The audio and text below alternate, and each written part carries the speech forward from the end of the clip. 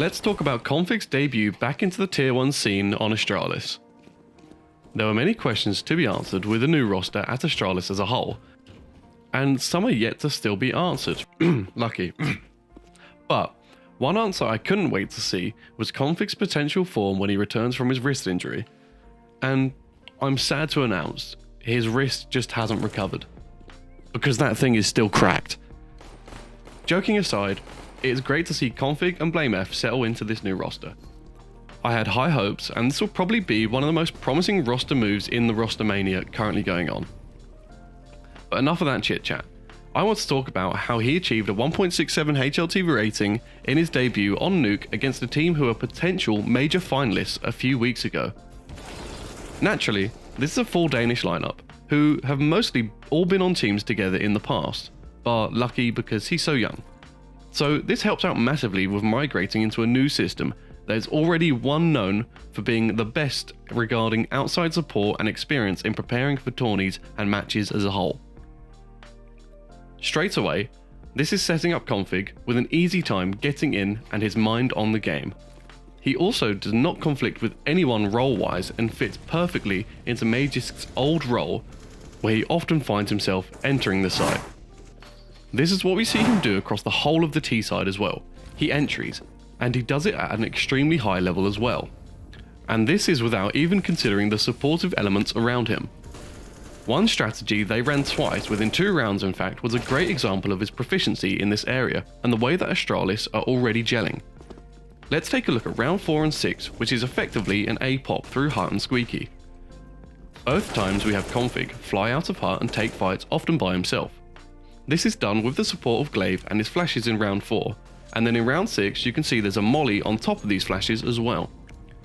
As you can see here, although avoided well in round 4, these flashes are perfect for flashing off those on rafters, heaven or site for when you're entering via Hut, and Nip proved they had no answer for this kind of execute at the time, as it was run successfully against buys as well. And because of this proficiency, we have a modified version of this pop as well that helped Konfig elevate his performance too. Here we can see a much faster take this time, where instead it's BlameF supporting with the flashes that he throws much earlier in the round thanks to not needing to be on top of lobby. As a result of this, Konfig can catch the CTs off guard even earlier in the round with his Hut push, finding the necessary entries to win out the round. Honestly, I would not be happy having to play CT against the minds of BlameF and Glaive when they have Konfig on their leash. Jesus. We then have round 9, where Konfig just displays his contentment in running outside with his own utility set.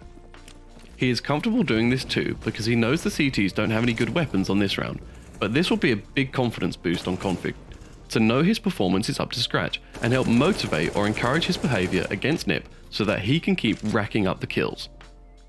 This small utility set is great to know just to get a little space for yourself, and this back red Molotov is just something great to keep in your pocket if you know the CTs like to push their luck there.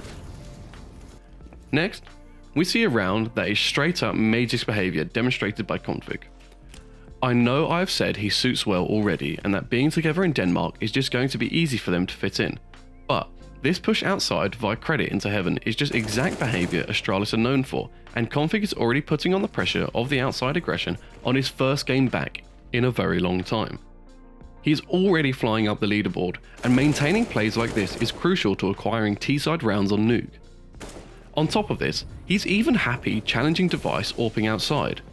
In round 14, we can see a great display of Konfig's ability to challenge any area of the map when he takes a fight against Device, who is at red with an AWP, while Konfig is on silo, eventually catching Deve rotating to safety.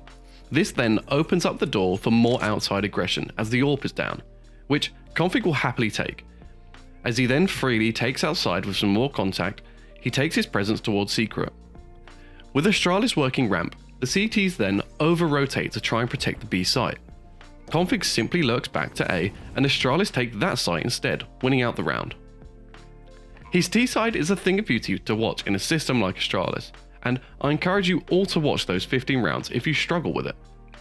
There are a few things I want to mention on his CT side that I think we could all learn from too, but it's just breadcrumbs of the above. If your teammates are playing midi, peeking outside quite tightly, Holding this line we see in round 18 is a great way to protect any one mini, as we can see Konfig here killing off Hampus and protecting Blame F.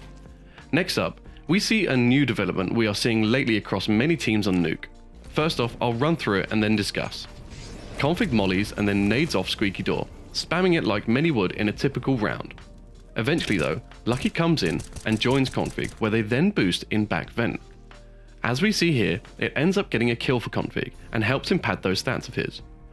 What is great about this, that when watching Lucky, we see how ready he is to extinguish the typical Molotov that often comes in here, which makes it a pretty harsh one-way too for the CTs. A great setup Astralis use and adds up to the monstrous kill total for Konfig. The last round I want to take a look at as well is round 21. This is nothing new, but again, I'm highlighting Konfig's Nuke performance. In this round, we see a necessary evil in regards to CT pushing. This push here is a pretty big gamble, but always exciting to attempt. We have the early hut push / peek. We have our Danish friend tuck into hut and eventually finding a kill in lobby and immediately backing off to safety. We all are aware of this strat, and anyone can do it, but doing it at a pro level is ballsy, but at the same time calculated, because you know it's not always going to be watched and you have to get the right timing. If you cannot tell, I'm pretty happy with Konfig on Astralis and even Blame F2. They are a natural fit in this system and being a major part of why I see there's room for great success here. If you want a breakdown of the Complexity Boys' performance in OT on Overpass 2, I'll happily oblige. Let me know below if you would like to see that. And also if you've happened to catch any of my streams lately, and I just want to thank you for stopping by if you have. You can often find some research into future videos there too sometimes as well. Apart from that, I'll catch you all later.